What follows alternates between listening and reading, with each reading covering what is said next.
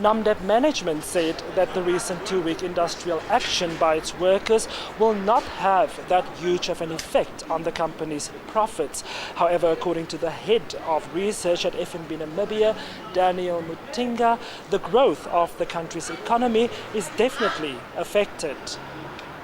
We are revising our growth outlook downwards for Namibia from 5% that we had projected earlier to 4.5%. The main reason is agriculture, particularly the livestock sector, is not doing well.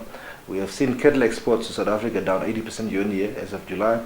We have seen small stock exports down 24%. The good news is, of course, South Africa has retracted or minimized some of those requirements that they had.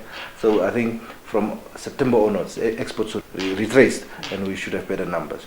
The other challenge was that NamDeb had a two-week long strike that cost them millions.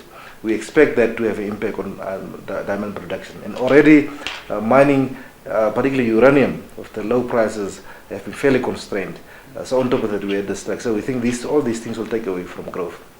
We also questioned Mr. Motinga on his prediction that the inflation rate will reach at least 6.2% later this year.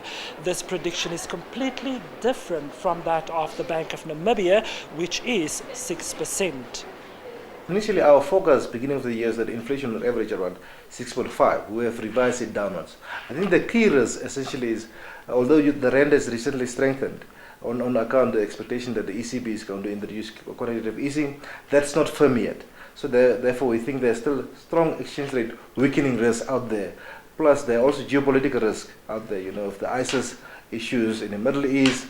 So this risk militate against us saying, the exchange rate will strengthen much drastically and therefore lead to low inflation. So we still factor in slightly more risk on the exchange rate front and therefore likely high oil prices that will lead to high transport inflation and slightly higher inflation.